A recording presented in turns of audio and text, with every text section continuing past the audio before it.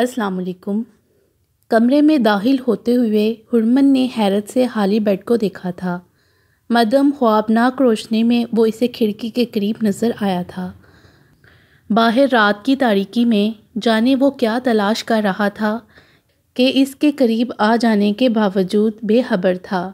عارش، میں تو سمجھی تھی تم اس وقت گہری نیند میں ہوگے۔ ہرمن کی حیران آواز نے اسے گہری سوچ سے باہر لا پٹکا تھا۔ تمہاری طبیعت ٹھیک ہے؟ کچھ تشویش سے ہرمن نے اس کی پیشانی کو چھوا تھا۔ میں ٹھیک ہوں، بس ایسے ہی پتہ نہیں کیوں نیند نہیں آ رہی تھی۔ عارش کے جواب نے اسے مطمئن نہیں کیا تھا۔ مجھے یقین نہیں، تم صاف صاف بتا دو آخر کیا پریشانی ہے۔ جب سے تم واپس آئے ہو مجھے تم ٹھیک نہیں لگ رہے۔ میں نے تمہیں زبردستی منزہ کے ساتھ بھیجا تھا، اس کے لیے ناراض ہو یا کوئی اور بات ہے؟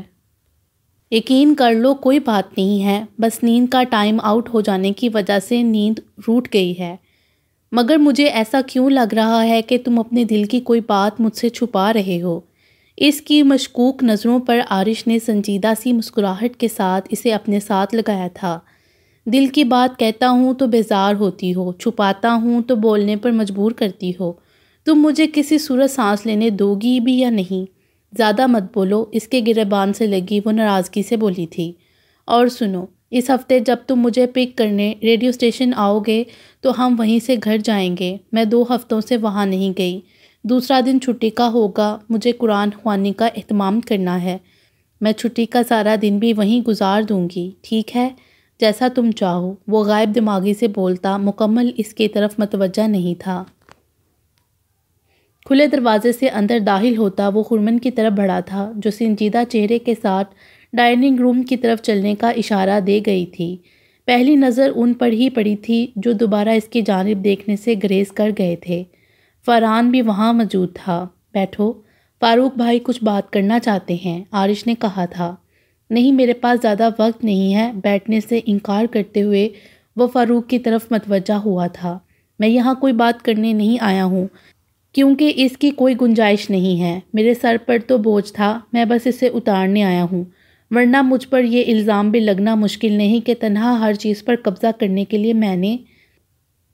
تلخ لہجے میں بات ادھوری چھوڑتے ہوئے انہوں نے ایک نگاہ عثمان کے اسپاٹ تاثر کو دیکھا تھا اور پھر صوفے سے اٹھتے ہوئے ہاتھ میں موجود فائل سامنے رکھی، سینٹر ٹیبل پر ڈال دی تھی۔ یہ امانت جس کی ہے اس تک پہنچا دو، چاہو تو اپنی تسلی کے لیے ابھی اس فائل کو پڑھ لو، کوئی کمی نظر آئے تو بتا دو، اس کے بعد میں کسی چیز کے لیے جواب دہ نہیں ہوں۔ سرد لہجے میں بولتے وہ یکدم رکے تھے۔ ان کے ساتھ سب کی ہی نظریں بیلا تک گئی تھیں، جو جارحانہ تیوروں کے ساتھ آئی تھی۔ اس کی نظریں صرف فاروق پر جمی تھیں۔ یہ بھول ہے آپ کی کہ آپ جواب دہ نہیں ہیں۔ اس دنیا میں آپ فرعون بنے رہ سکتے ہیں، مگر اگلے جہان میں آپ کو ہر سوال کا جواب دینا ہوگا۔ مجھے ناجائز سمجھ کر، میرے ماں باپ کو گالی دے کر کس چہرے کے ساتھ ان کا سامنا کریں گے آپ؟ لرزتے لہجے میں وہ ان پر چیخ رہی تھی جو ساکت نظروں سے ہلدی کی طرح اس کے زرد کمزور چہرے کو پہچاننے کی کوشش کر رہے تھے۔ مجھے اپنے ہاتھوں سے دفن کرنے کے بعد اب اور کون سے پتھر نچھاور کرنے آئے ہیں میری قبر پر؟ میں مر چکی ہوں، میرے سارے حق میرے ساتھ ہی دفن ہو چکے ہیں۔ سڑک پر آپ کو اس کے بہت سارے مستحق مل جائیں گے۔ بلند آواز میں بولتے ہوئے اس نے ٹیبل سے فائل اٹھائی تھی۔ لے جائیں اس پلندے کو، آپ کے ہاتھ سے ملنے والی ہر چیز کو میں خود پر حرام کر چکی ہوں۔ بھڑکتے لہجے میں بول کر اس نے فائل ان کی جانب اچھالی تھی، جو ان کے سینے سے ٹکرائی قدموں میں گر گئی تھی۔ بہلا، ہوش میں رہو تم۔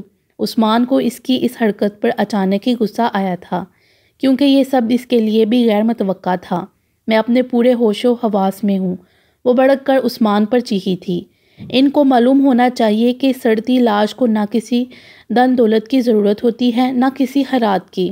مشتعل نظروں سے فاروق کو دیکھتی وہ زہر خندہ لہجے میں بولی تھی، اور پھر پلٹ کر تیزی سے ڈائننگ روم سے نکلتی سب کو ساکت چھوڑ گئی تھی۔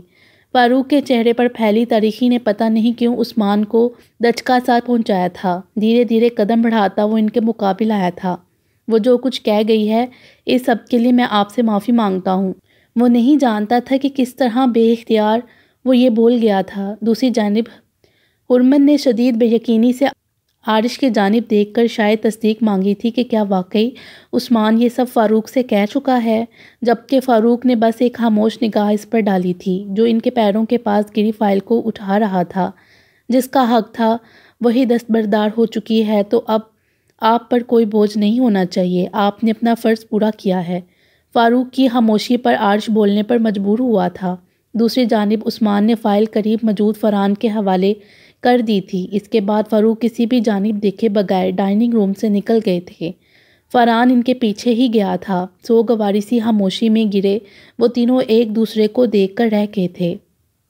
لاؤنج کی تاریکی میں وہ گلاس ونڈو کے پاس کھڑی دور اونچے درختوں کی قطاروں کے اوپر پھیلے آسمان کی تاریکی میں ستارے تلاش کرنے کی کوشش میں اپنی جلتی آنکھوں کو دھندلا چکی تھی۔ اس کا چہرہ آنسو سے تر ہو چکا تھا، دل کسی زخم کی طرح چیختا اس کی اذیت کو بڑھا رہا تھا۔ آج پھر سر سے آسمان چھن گیا تھا، ایک بار پھر پیروں کے نیچے سے زمین کھینچ لی گئی تھی۔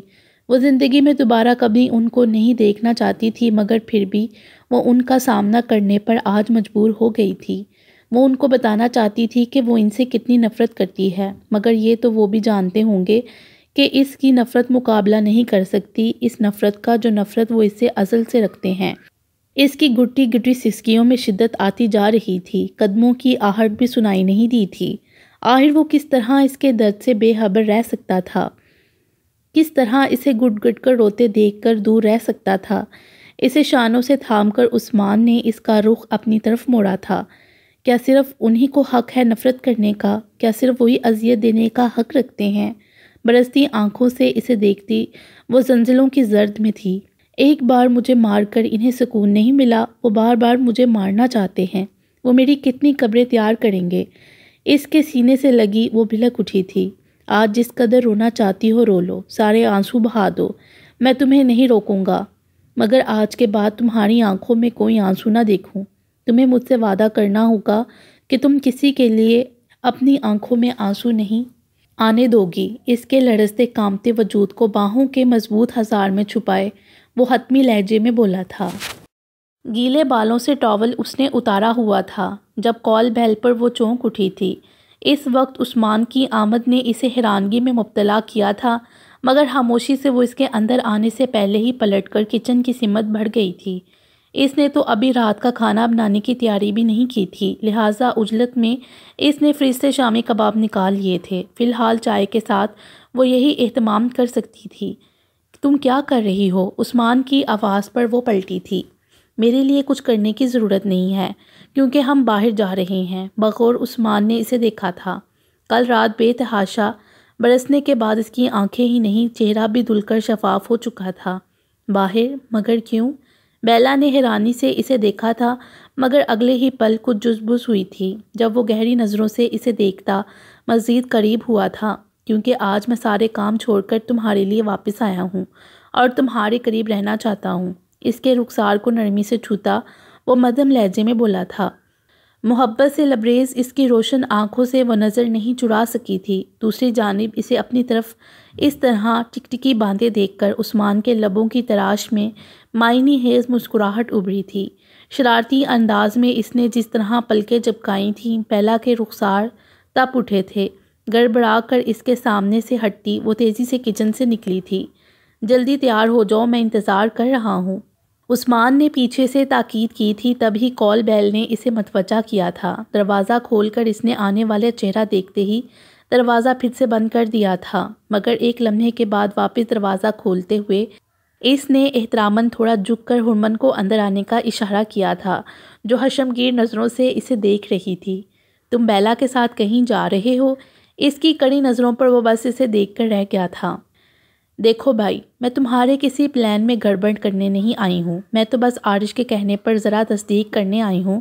اس نے ابھی کال کر کے مجھے بتایا کہ تم یہ کہہ کر اسے گاڑی چھین لائے ہو کہ تم بیلا کے ساتھ باہر جا رہے ہو۔ اسے یقین نہیں آ رہا تھا تو میں خود دیکھنے آ گئی۔ مسکراہٹ چھپائے وہ لاپرواہی سے بولی تھی۔ تمہارے شوہر کے حلق میں میری کوئی بات نہیں ٹھہرتی، فوراً تمہارے کانوں میں سور پھونک دیا۔ وہ کلس کر بولا تھا۔ تو کیا ہوا مجھے بتا دیا تو؟ میں کوئی جیلس ہو کر یہ تو نہیں بول رہی کہ عارش مجھے باہر گھمانے یا ڈنر کروانے نہیں لے گیا، وہ بگڑ کر بولی تھی۔ عارش تمہیں کہاں لے جائے گا؟ تم بڑی ہو، تم لے جاؤ اسے گھمانے پھرانے، آخر وہ بھی ننھا شاگرد رہا ہے تمہارا، عثمان نے مذائقہ اڑایا تھا۔ جھوٹے، حرمت نے ناک پر سے مکھی اڑائی تھی۔ وہ پہلے بھی جتنا زمین سے باہر تھا اس سے کہیں زیادہ زمین کے اندر تھا۔ اچھا پھر کھاؤ قسم کہ سینٹرل آئیڈیا غلط بنانے پر عارش کو تم نے تماچا رسید نہیں کیا تھا۔ عثمان نے آنکھیں سکیر کر اسے دیکھا تھا۔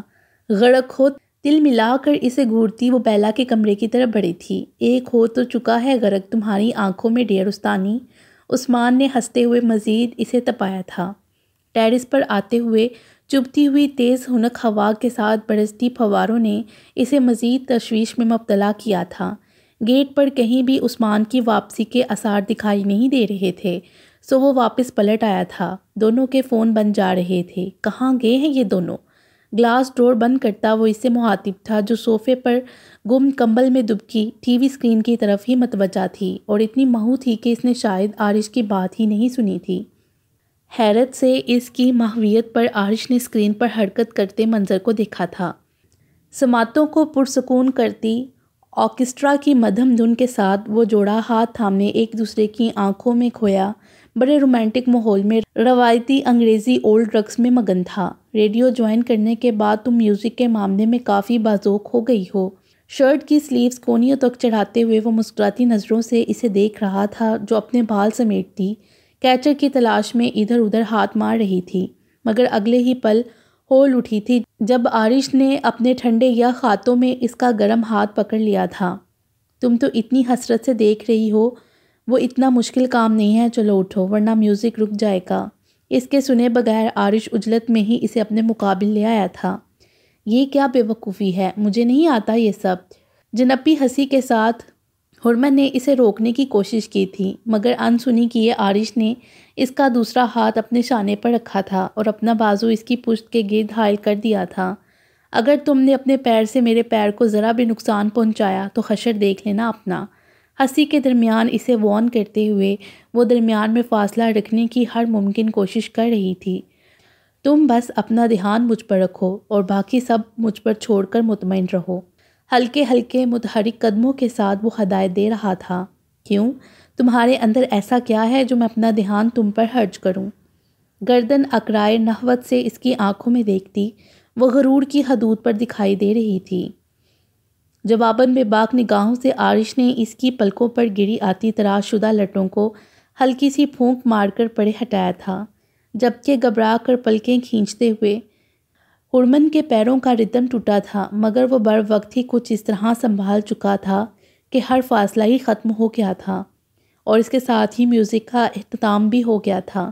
جلتے ہوئے سرخ چہرے کے ساتھ وہ خون خوار نظروں سے گھورتی کھا جانے کے لیے تیار تھی، جو انتہائی معصومیت چہرے پر سجائے پلکیں جھپکاتا بڑی مظلومیت کے ساتھ اس کے بپڑے چہرے کو دیکھ رہا تھا۔ بروقت کال بیل نہ بجتی تو اس نے یقیناً آج عارش کے پرہچے اڑا دینے تھے۔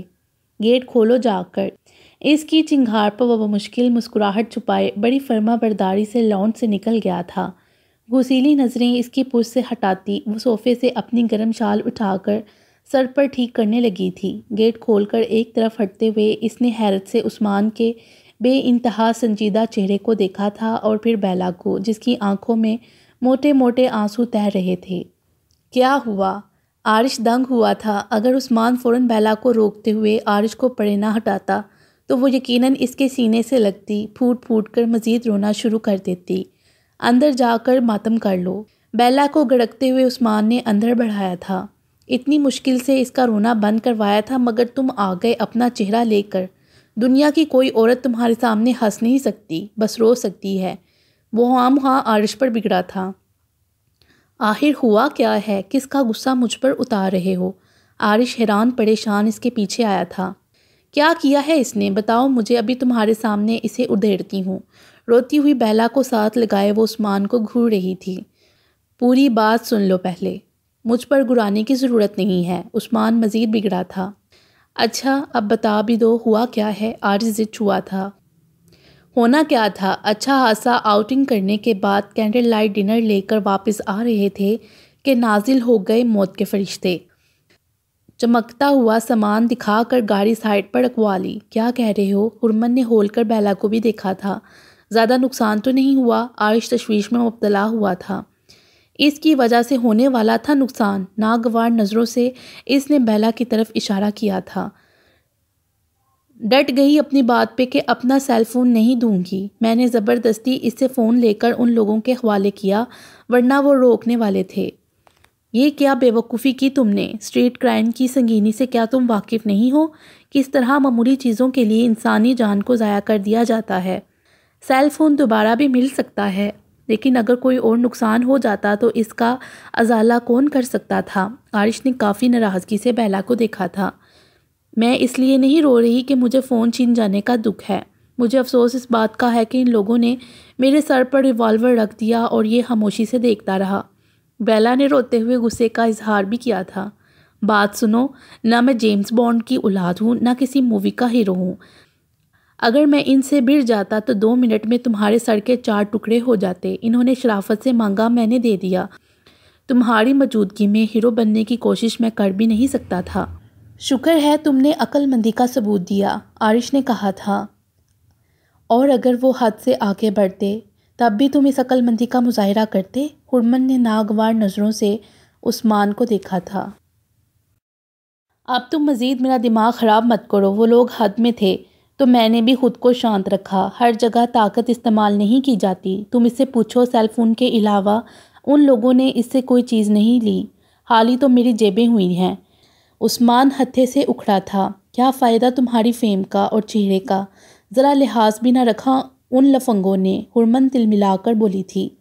یہ فیم اور چہرہ ہی ان لوگوں کو میرے پیچھے لایا تھا۔ وہ مجھے پہچان گئے تھے، اس لیے بھی انہوں نے مجھے بہت عزت سے لوٹا، بلکہ بیلا کے چیخنے پر انہوں نے ہم دونوں کے فون سے سم اور میموری کارڈ اسی وقت نکال کر واپس دے دیے۔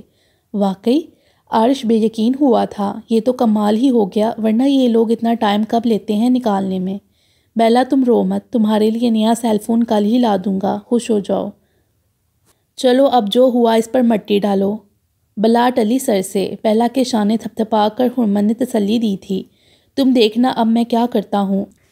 ریڈیو پر اپنے ویکنڈ شو میں خوب ان کرمنلز کو ذلیل کروں گا۔ ذرا بھی غیرت ہوئی تو یہ وارداتیں ہی کرنا چھوڑ دیں گے۔ عثمان نے بیلا کے تیور درست کرنے کی کوشش میں بہلایا تھا۔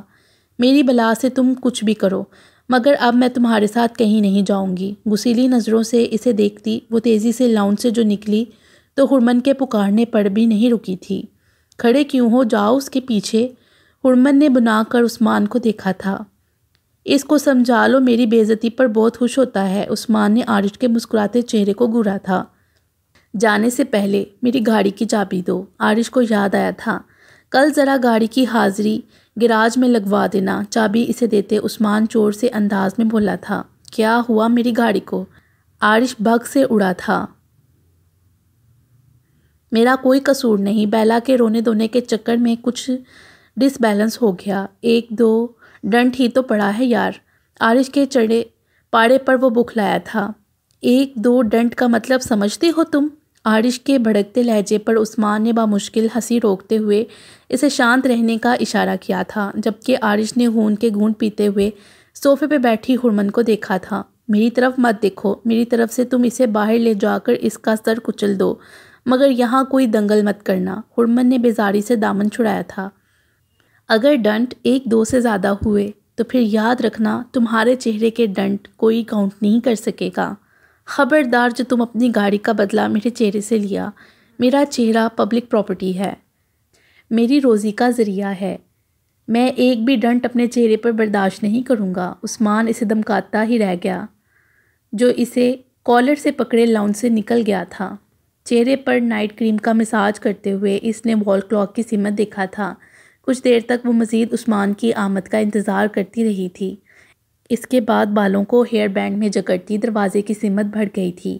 دہلیز پر رکتے ہوئے وہ حیران نہیں تھی کہ عثمان لاؤنج میں ہی پتہ نہیں سویا ہوا تھا یا جاگ رہا تھا۔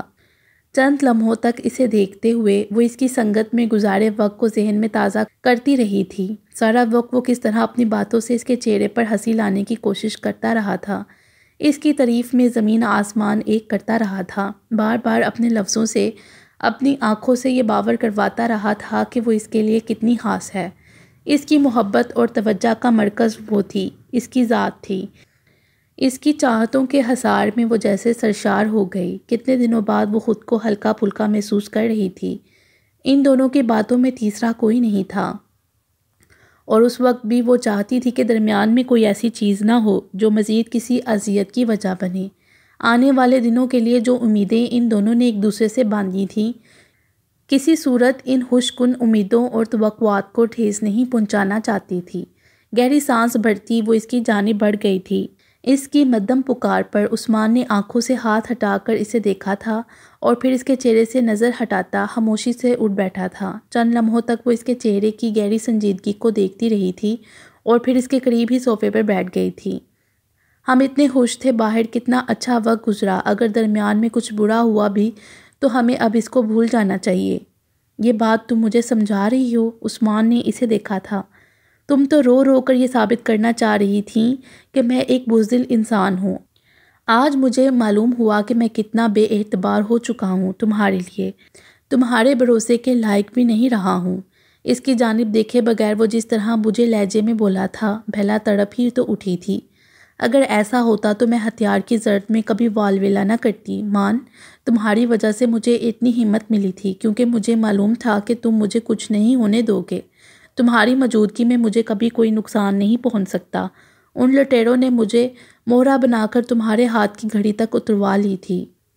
مجھے شدید غم اور غصہ تھا۔ یہ تو میں دیکھتی ہوں کہ تم دن رات کتنی محنت کرتے ہو۔ ان لوگوں نے کتنی آسانی سے تمہاری محنت کے روپے ہتھیا لیے اور تم میری وجہ سے کوئی احتجاج بھی نہیں کر سکے تھے۔ وہ شدید تعصب سے بولی تھی۔ تم چیزوں اور رویوں کی بات کر رہی ہو۔ اگر اس وقت مجھ سے میری جان بھی وہ لوگ مانگ لیتے تو میں انکار نہیں کر سکتا تھا۔ مجھے نہیں معلوم کہ وہ ریوالور اصلی تھا یا نکلی، مجھے بس یہ نظر آ رہا تھا کہ تم خطرے میں ہو، مگر تم ان معمولی چیزوں کے لیے خود کو نقصان میں ڈالنا چاہتی تھیں۔ تم جانتی ہو کہ اگر خدا نہ خواستہ تمہیں ذرا سی خراش بھی آ جاتی تو میں اپنے آپ سے نظر بھی نہیں ملا سکتا تھا۔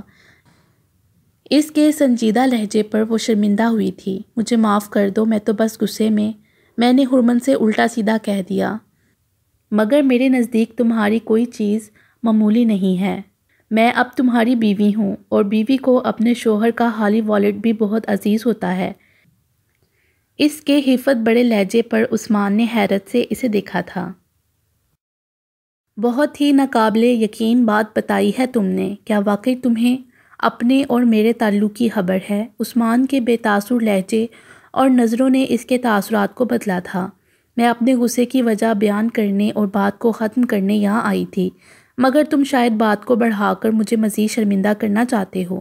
میں کیسے بے خبر رہ سکتی ہوں اس تعلق سے جو ہمیشہ تمہارے لیے تکلیف کا سبب بنتا رہا ہے؟ مدھم لہجے میں وہ اسے نظریں ملائے بغیر بولی تھی، اور اگلے ہی پل آنکھوں کی نمی چھپائے جانے کے لیے اٹھ گئی تھی۔ تب ہی عثمان نے اس کا ہاتھ تھام کر روک لیا تھا۔ جو کچھ تم نے ابھی کہا ہے وہ سب دوبارہ کبھی مت کہنا، اس کے مقابل ہوتا وہ بولا تھا، اور اس کا دوسرا ہاتھ بھی تھام لیا تھا۔ بیلا اس کی جانب دیکھ نہیں سکی تھی جو اس کے ہاتھوں کو چوم رہا تھا، مگر اس کی محبت سے لبریز لمس کی گرمی وہ اپنے ہاتھوں سے دل تک اترتی محسوس کر رہی تھی۔ تمہیں یاد ہے میں تم سے کتنی محبت کرتا ہوں؟ تمہیں یاد ہے میں وہی ہوں جسے تمہاری چاہت کی شدتوں نے ہمیشہ ساتویں آسمان پر پہنچائے رکھا ہے۔ اس کے نرم ہاتھ اپنی گردن کے گرد حائل کرتا وہ اس کی جھکی ہوئی لرزتی پلکوں کو تک رہا تھا۔ کیا تم نہیں جانتی میں وہی ہوں جس کے بغیر تمہارے لیے سانس لینا مشکل تھا، جس کی ذات تمہارے بغیر ادھوری ہے؟ اس کے مدھم بھاری لہجے پر جذبوں کی شدت کھلی ہوئی تھی۔ مجھے سب یاد ہے، میں سب جانتی ہوں، بامشکل پلکیں اٹھائے ہوئے وہ لرزتے لہجے میں بولی تھی، مگر تم یہ نہیں جانتی کہ میں اب مکمل ہونا چاہتا ہوں، تمہارے لمس کو اپنی محبت کے تمام اسرار سے آشنا کرنا چاہتا ہوں۔ میں اب تمہیں دیکھنا نہیں چاہتا، تمہیں محسوس بھی کرنا چاہتا ہوں۔ اس کا مخمور لہجہ بیلا کی دھڑکنیں جکڑ گیا تھا۔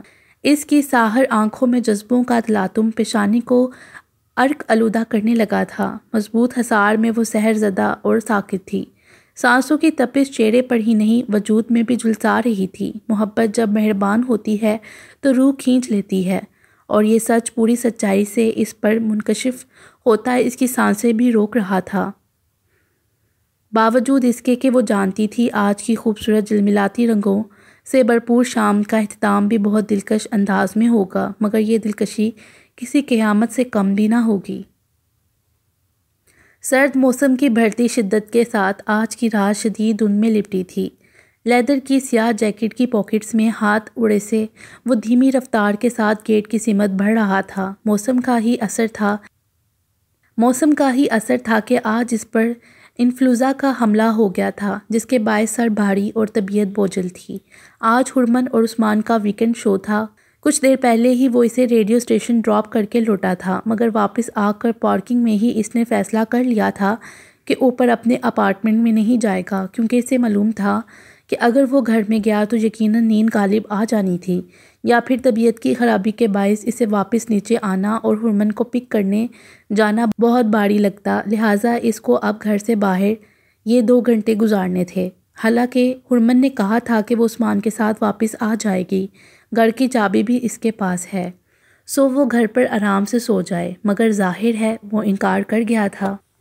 کبھی کبھی ہرمن اتنے احمقانہ طریقے سے اس پر مہربان ہونے کی کوشش کرتی تھی کہ اسے سمجھ نہیں آتا تھا کہ اپنا سر دیوار سے ٹکرائے یا پھر ہرمن کے ہی سر سے۔ بیوی گھر سے باہر ہو، رات گہری ہو تو ایک شوہر کے لیے بے خبری کی نیند سو جانا مشکل ہو سکتا ہے، اگر شوہر عارض جیسا ہو اور بیوی ہرمن جیسی۔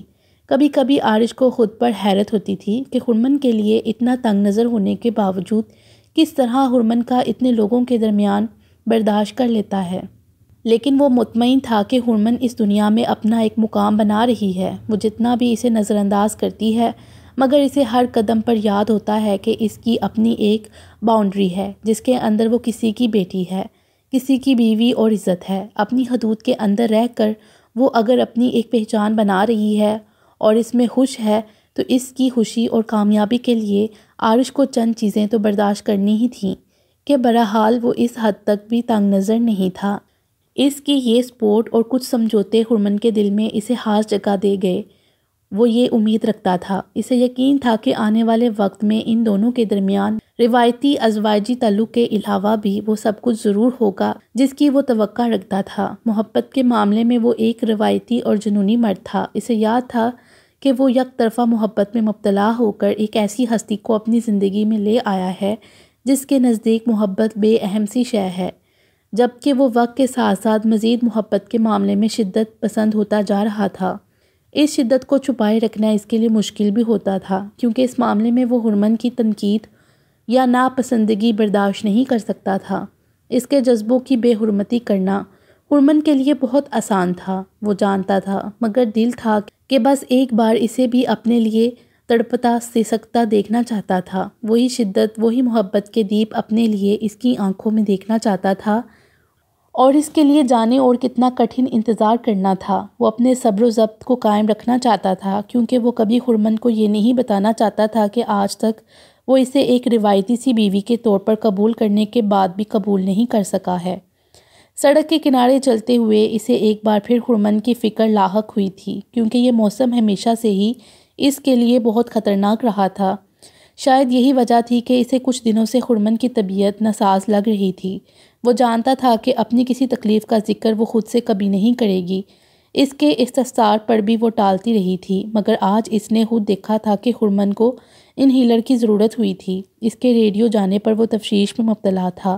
دبے لفظوں میں اس نے ہرمن کو آج ریڈیو جانے سے منع بھی کیا تھا، مگر اس نے توجہ نہیں دی تھی۔ عارض کو بھی مناسب نہیں لگا تھا کہ جب وہ جانا چاہتی ہے تو اسے زبردستی روک کر کوئی بدمزگی مول لے۔ ویسے بھی ویکنڈ شو بہت زیادہ مقبولیت اختیار کرتا جا رہا تھا، اس لیے نہ عثمان ہرمن کے بغیر یہ شو ہوسٹ کر سکتا تھا، نہ ہرمن اس کے بغیر۔ اس کے بغیر دونوں کی موجودگی لازم و ملزوم تھی۔ دھند اور سردی کی وجہ سے سڑک پر رونق نہ ہونے کے برابر تھی۔ دھند میں بھی اسے اپنا راستہ نظر آ رہا تھا۔ وہ جانتا تھا کہ وہ اس وقت کہاں جا رہا ہے۔ آج بھی ایپک نے فون پر اسے بتایا تھا کہ ہشام قزلباش اس کے بارے میں پوچھتے ہیں، اور یہ بھی کہ وہ اس کا انتظار کر رہے ہیں۔ یہ جان کر عارض کو اطمینان ہوا تھا اور اسے یقین تھا کہ بہت جلد اس کے تمام شک و شبہات یا تو ختم ہو جائیں گے یا پھر حقیقت میں بدل جائیں گے۔ ختم ہوں گے تو وہ جانتا تھا کہ مایوسی سے باہر نکلنے میں اسے بہت وقت لگے گا، لیکن اگر یقین میں بدل گئے تو اسے معلوم تھا کہ وہ ہرمن کی زندگی کی سب سے بڑی خوشی کے حصول کا ذریعہ بن جائے گا۔ مگر ابھی تو خود وہ نہیں جانتا تھا کہ خدا کی رضا کیا ہے۔ اپنی سوچوں میں گم چلتا وہ ایک موڑ تک پہنچا تھا جب کار کی تیز ہیڈ لائٹس نے اسے خبردار ہونے کا موقع بھی نہیں دیا تھا۔ کار کی سپیڈ کم تھی مگر اس بھیانک تصادم نے اسے سڑک کے ایک کنارے سے دوسرے کنارے تک کی ہاک چھنوا دی تھی۔ دوسری جانب بریک لگاتے لگاتے اپنی کار کی ہیڈ لائٹس میں ایبک اسے پہچان چکا تھا جو زرد میں آ گیا تھا۔ سرایت سے بھاگتا وہ اس تک پہنچا تھا جو سڑک سے اٹھنے کی کوشش کر رہا تھا۔ آپ ٹھیک تو ہیں؟ ایبک نے حواس باختگی میں ہی اس کا بازو تھام کر اٹھانے میں مدد دی تھی، مگر اگلے ہی پل ایبک کے سارے اوسان ہتا ہو گئے تھے۔ آنکھیں پھاڑ کر اس نے آرش کے لہو لہان چہرے کو دیکھا تھا اور پھر پلٹ کر جو بھاگا تو آرش کے رکنے پر بھی نہیں رکا تھا۔ رومال جیسی کوئی چیز اس کے پاس نہیں تھی، لہٰذا ہاتھ سے ہی ناک سے بہتے خون کو روکنے کی کوشش کرتا وہ لڑکھڑائے قدموں کے ساتھ گاڑی کی سمت بڑھا تھا۔ وہ احمق لڑکا گاڑی کو ایسے ہی چھوڑ کر بدخواسی میں یقیناً کوئی مدد لینے گیا تھا۔ آرش کا اندازہ درست تھا۔ چند لمحوں بعد ہی اس نے ایبک کے ہمراہ ہارون کو اپنی طرف دوڑے آتا دیکھا تھا۔ آرش تم ٹھیک ہو؟ ہارون کی سانس پھولی ہوئی تھی۔ میرے خدا ایبک ہی کیا کیا ہے تم نے؟ ایک نظر آرش کو دیکھتے وہ ایبک پر دھاڑا تھا۔ اسے کچھ مت کہیں، غلطی میری ہی تھی، آرش نے فوراً کہا تھا۔ اسے تو میں بعد میں دیکھتا ہوں، تم ابھی میرے ساتھ ہسپتال چلو۔ کہیں کوئی فریکچر؟ نہیں، مجھے زیادہ چوٹ نہیں لگی، مجھے کوئی فریکچر محسوس نہیں ہو رہا، میں ہسپتال نہیں اپنے گھر واپس جانا چاہتا ہوں۔ آرش نے فوراً انکار کیا تھا۔ وہ واقعی واپس گھر جانا چاہتا تھا۔ اچھا ٹھیک ہے، ہسپتال مت جاؤ مگر میرے ساتھ تو چلو، بہت خون بہہ رہا ہے، جلدی کرو۔ ہارون نے عجلت میں اس کی بات مانتے ہوئے اسے بیک سیٹ پر بیٹھنے میں مدد دی تھی۔ گیٹ سے اندر داخل ہوتے ہی وہ نظر آئے تھے جو شدید فکر مند اور انتظار میں تھے۔ آرش پر نظر پڑتے ہی وہ تیزی سے اس کی طرف بڑھ آئے تھے۔ آنکھیں بند کر کے ڈرائیو کر رہے تھے تم؟ کس قدر زخمی کر دیا تم نے آرش کو؟ بری طرح وہ ایبک پر برسے تھے جس کا چہرہ پہلے ہی اتر چکا تھا۔ آرش، تمہیں پہلے ہسپتال چلنا چاہیے، بلیڈنگ کو روکنا ضروری ہے۔ حشام قزلباش نے پریشان نظروں سے اسے دیکھا تھا۔ میں اسی لیے آرش کو یہاں لے آیا ہوں کیونکہ یہ حضرات ہسپتال جانے کے لیے تیار نہیں تھے، ہارون نے جیسے شکایت کی تھی۔ نہیں، سڑک کی چوٹ ہے، چیک اپ تو ضروری ہے، حشام تشویش سے بولے تھے۔ آپ پریشان مت ہوں، یہ معمولی چوٹیں ہیں۔ آرش نے ان کو مطمئن کرنا چاہا تھا مگر ان کی تشویش کم نہیں ہوئی تھی۔ اس کی تکلیف کو مد نظر رکھتے ہوئے وہ سب اسے ساتھ لے کر لاؤن عبور کرتے کچن کے عقبی دروازے سے اندر داخل ہو گئے تھے کیونکہ یہی راستہ مختصر تھا۔ اس کی پیشانی پر لگی چوٹ زیادہ خطرناک نہیں تھی، چہرے پر بھی خراشیں واضح تھیں مگر ناک سے بہتا خون کسی صورت رک نہیں رہا تھا۔ کاٹن کا بنڈل ختم ہوتا جا رہا تھا مگر بے سود۔ ہارون اپنی طرف سے پوری کوشش کر رہا تھا جبکہ حشام قزلباش اس کے ساتھ بینڈیج کرتے ایبک پر گرم ہوتے رہے تھے۔ اس صورتحال نے آرش کو کافی شرمندہ کر دیا تھا۔ وہ ایبک کو ان کے غصے سے بچانے کی ہر ممکن کوشش کر رہا تھا۔ آرش، تم خاموش رہو، اس نے واقعی غلط کیا ہے، تم اس کی غلطی پر پردے مت ڈالو۔ ہارون نے اسے ڈپٹا تھا۔ تب ہی عقب سے اسے ایک مدھم آواز سنائی دی تھی۔ ہارون، اس طرح خون نہیں رکے گا، ٹھنڈا پانی استعمال کرنا ہوگا۔ کچھ بھی کرو مگر کسی طرح اس کی حالت تو بہتر ہو۔ تمہارے بیٹے نے کیا حشر کر دیا ہے اس بیچارے کا۔ حشام قزلباش ان سے مخاطب تھے جن کو آرش چاہتے ہوئے بھی دیکھنے کی کوشش نہیں کر سکا تھا۔ اپنا سر اونچا کر کے رکھو بیٹا۔ اگلے چند لمحوں میں وہی نرم مہربان آواز اس کی سماعتوں سے ٹکرائی تھی۔ ہارون نے فوراً ہی سے کرسی کی پشت سے سر رکھنے میں مدد دی تھی، اس طرح کہ اب وہ صاف طور پر اس مہربان چہرے کو بآسانی دیکھ سکتا تھا جو پشت کی طرف موجود تھیں۔ ہلکے آسمانی رنگ کے دوپٹے کے احالے میں ان کا پرنور چہرہ آرش کی آنکھیں ساکت کر گیا تھا۔ پانی بہت ٹھنڈا ہے مگر تمہیں تھوڑا سا برداشت کرنا پڑے گا، اسے اپنی جانب دیکھتا پا کر وہ بہت پرشفقت لہجے میں بولی تھیں۔ آرش کے لیے مشکل تھا اپنے اندر اٹھتے جکڑوں کو روکنا اور اپنی نگاہیں ان کے چہرے سے ہٹانا، مگر وہ نہیں جانتا تھا کہ اس نے کس طرح اپنی کیفیت پر قابو پاتے ہوئے اپنی آنکھوں کو ہی بند کر لیا تھا۔ دھیرے دھیرے وہ اس کے سر پر ٹھنڈا پانی ڈالتی جا رہی تھی مگر بہت احتیاط سے، جبکہ باقی سب خاموشی سے مگر ترہم امیز نظروں سے اس کی کارروائی کو دیکھ رہے تھے۔ سر نیچے مت کرنا، ابھی اسی طرح رکھنا۔ وہ اسے تاکید کر رہی تھی جو اب تک زمین و آسمان کے درمیان مولک تھا۔ آپ کامیاب رہیں، بلیڈنگ رک گئی ہے۔ اس کے چہرے پر رہ جانے والا خون صاف کرتے ہارون نے اطلاع دی تھی۔ شکر ہے سبیحہ، تمہارا یہ ٹوٹکا پر وقت کام کر گیا، ورنہ میں تو بلیڈنگ کی رفتار دیکھ کر پریشان تھا۔ عارش کے چہرے پر لگے زخموں کا جائزہ لیتے ہشام قزلباش نے شکر کی سانس لی تھی۔ ماما، آپ نے تو عارش کا سر ہی فریز کر دیا ہے، ان کو زکام تو لازمی ہونے والا ہے۔ ٹاول سے عارش کے بھیگے بال خشک کرتے ہوئے ایبک نے کہا تھا، یہ ساری تکلیفیں عارش کو تمہاری وجہ سے اٹھانی پڑ رہی ہیں۔ ہشام قزلباش کو پھر اس پر غصہ آیا تھا۔ ایبک حفت سے انہیں دیکھ کر رہ گیا تھا۔ سبیحہ، عارش کے لیے گرم گرم کافی لے آؤ، اسے سخت ضرورت ہے، ہشام قزلباش نے ان کو ہدایت دی تھی۔ یہاں عارش کو ٹھنڈ زیادہ محسوس ہو رہی ہوگی، آپ سب ڈائننگ روم میں چلیں، میں وہیں کافی لے کر آتی ہوں۔ آنکھیں کھولتے ہوئے عارش نے وہی مہربان آواز سنی تھی، مگر اس بار ان کی جانب وہ نہ دیکھنے کی بھرپور کوشش میں تھا۔ عارش، تم چل سکتے ہو؟ ہارون نے فوراً اسے اٹھنے میں مدد دینی چاہی تھی، مگر وہ اشارے سے روک گیا تھا۔ آپ اب میرے لیے اتنا پریشان ہو کر مجھے شرمندہ مت کریں، میں بغیر سہارے کے بھی چل سکتا ہوں، عارش نے کہا تھا۔ یہ اچھی بات ہے، ورنہ تمہارے بیوقوف دوست نے تو کوئی کسر باقی نہیں چھوڑی تھی۔ ہشام قزلباش نے ایک بار پھر ناگوار نظروں سے ایبک کو دیکھا تھا، جو چور سا بن گیا تھا۔ نفاست سے سجے ڈائننگ روم کے گرم ماحول میں اسے واقعی کچھ راحت ملی تھی۔ ایبک کی مدد سے اس نے اپنی جیکٹ بھی واپس پہن لی تھی۔ ہشام قزلباش بار بار اس کی تکلیف پر تأسف کا اظہار کرتے ہوئے معذرت کر رہے تھے۔ اپنی طرف سے وہ ان کو مطمئن کرتا رہا تھا، مگر کچن سے ڈائننگ روم تک آنے تک اسے احساس ہو گیا تھا کہ اسے اندرونی چوٹیں آئی ہیں۔ پورے وجود میں درد کی لہریں دوڑ رہی تھیں۔ ہارون، یہ اب کتنی ہی ضد کیوں نہ کرے، مگر اسے گاڑی کی چابی نہیں دو گے؟ یہ لڑکا اپنی لاپرواہی سے کس حد تک سب کو پریشان کر چکا ہے؟ ہشام قزلباش نے تاکید کرتے ہوئے پھر ناگوار نظروں سے ایبک کو دیکھا تھا، جو عارش کے پیچھے ہی صوفے کی پشت پر موجود اس کے نم بکھرے بال ہیئر برش سے سنوار رہا تھا۔ پاپا، میں اپنی غلطی مان رہا ہوں، اب جب تک عارش ٹھیک نہیں ہو جائے گا میں ان کا خیال رکھوں گا، ایبک شرمندگی سے بولا تھا۔ عارش کو ٹھیک ٹھاک زخمی کرنے کے بعد اب تمہیں یہ کرنا ہی چاہیے۔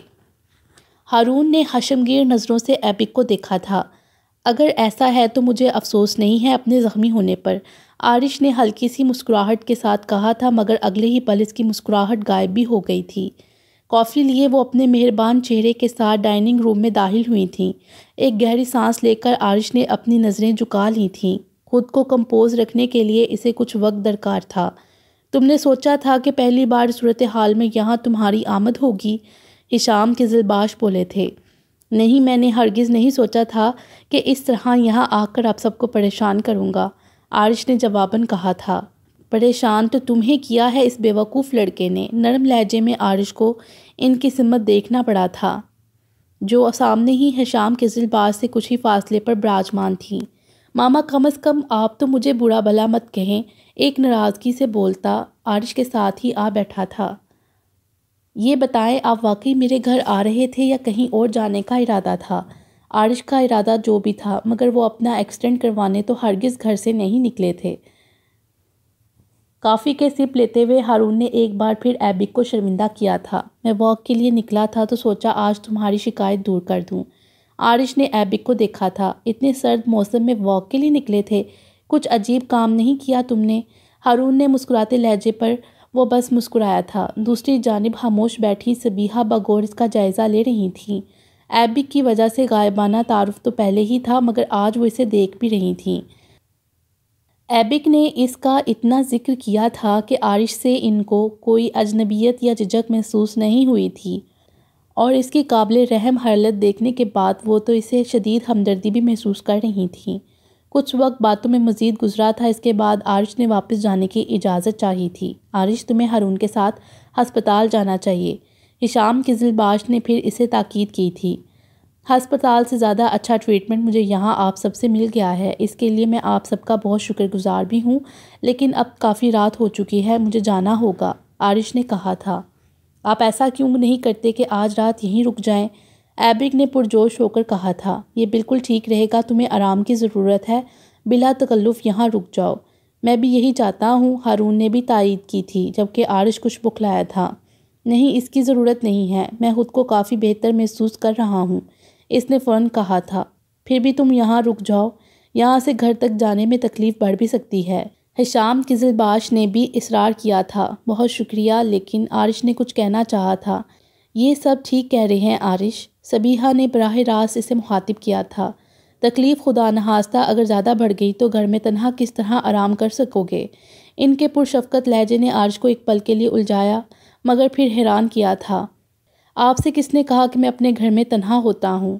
عارش کے سوال نے سبیحہ کو حیران کیا تھا، مگر مجھے تو ایبک نے یہی بتایا تھا کہ وہ بات مکمل نہیں کر سکی تھیں۔ کیا مطلب آپ تنہا نہیں ہیں؟ آپ ہی نے تو بتایا تھا کہ آپ کے پیرنٹس ہیں اور نہ ہی کوئی بہن یا بھائی، ایبک نے حیرت سے کہا تھا۔ ہاں، وہ سب نہیں ہے، مگر میرے گھر میں میری بیوی تو ہے۔ بولتے ہوئے عارش نے رک کر ہارون کو دیکھا تھا، جسے یکدم ہی کھانسی کا دورہ اٹھا تھا۔ عارش کا یہ انکشاف شاید اسے ہضم نہیں ہوا تھا۔ عارش، آپ مذاق کر رہے ہیں؟ ایبک نے مشکوک نظروں سے اسے دیکھا تھا۔ بالکل نہیں، وہ مسکرایا تھا۔ یعنی آپ واقعی شادی شدہ ہے؟ ایبک شدید صدمے کا شکار ہوا تھا۔ اب تو تمہیں زیادہ عارش پر فخر کرنا چاہیے، تمہارے دوستوں کی لسٹ میں سب سے قابل تو یہی ہے، اور اب فرسٹ ہونے کا ریکارڈ بھی عارش نے توڑ دیا ہے۔ ہشام قزلباش کے مسکراتے لہجے پر عارش کچھ جنب گیا تھا۔ اسی بات کا تو دکھ ہے پاپا، میرے دوست ہو کر بھی عارش نے مجھے پیچھے چھوڑ دیا ہے۔ ایبک صدمے کی سی کیفیت میں ہی بولا تھا۔ کتنا عرصہ ہو گیا شادی کو؟ سبیحہ نے مسکراتے ہوئے پوچھا تھا۔ 3 ماہ ہوئے ہیں، ایک نگاہ انہیں دیکھتا وہ مختصر بولا تھا۔ عارش، اب یہ مت کہیے گا کہ آپ کے بچے بھی ہیں۔ ایبک کے ناراض لہجے سے زیادہ اس کی بات نے عارش کو شرمندہ سا کر دیا تھا۔ خاموش رہو، بہت بے تکا بولتے ہو، سبیحہ نے مسکراہٹ چھپاتے ہوئے ایبک کو ڈپٹا تھا۔ ایبک، تم عارش کے دوست ہو، اس لیے تمہیں عارش سے سوال بلکہ باس پرس کرنے کا پورا حق ہے۔ ہارون کے مسکراتے لہجے پر عارش اسے دیکھ کر رہ گیا تھا۔ عارش، آپ کو شادی کی اتنی جلدی کیا تھی؟ اگر مجھے آپ کی وائف پسند نہ آئیں یا میں ان کو پسند نہ آیا تو کیا ہماری دوستی خطرے میں نہیں پڑ جائے گی؟ ایبک کو یہ اور پریشانی ہوئی تھی۔ فکر مت کرو، ایسا کچھ نہیں ہوگا۔ عارش نے دلچسپی سے اس کے پریشان چہرے کو دیکھا تھا۔ تم اب مزید سوال کر کے عارش کا حال مزید خراب نہ کرو، اب جو ہونا تھا وہ ہو چکا ہے۔ عارش کو گھر پہنچانے کی جلدی کرو، کافی وقت ہو گیا ہے، اس کے گھر میں پریشان ہونے والی ایک ہستی موجود ہے۔ ہشام قزلباش بولے تھے۔ گھر زیادہ دور نہیں ہے، میں خود جا سکتا ہوں۔ عارش نے انکار کرنا چاہا تھا۔ بالکل نہیں، میں تمہیں ڈراپ کرنے چلوں گا، ہارون نے قطعی لہجے میں کہا تھا۔ ہارون، ہسپتال میں زیادہ وقت نہیں لگے گا، چیک اپ کرواتے ہوئے جانا۔ ڈائننگ روم سے نکلتے ہوئے سبیحہ نے تاکید کی تھی۔ عارش راضی نہیں ہو رہے، یہ ڈاکٹر سے الرجک ہے، ایبک نے کہا تھا۔ تمہیں جانا چاہیے عارش، انجیکشن تو ضروری ہے، سبیحہ کے لہجے میں فکر تھی۔ ٹھیک ہے، اب آپ کہہ رہی ہیں تو میں ضرور ہسپتال جاؤں گا، وہ بے اختیار بول گیا تھا۔ ماما، آپ کے فرما برداروں میں پاپا کے بعد عارش بھی شامل ہو گئے ہیں۔ ایبک کے شرارتی لہجے پر وہ اسے دیکھ کر رہ گئی تھی، جبکہ عارش نے ایک آخری بار بغور ان کے چہرے کو دیکھتے ہوئے خدا حافظ کہا تھا۔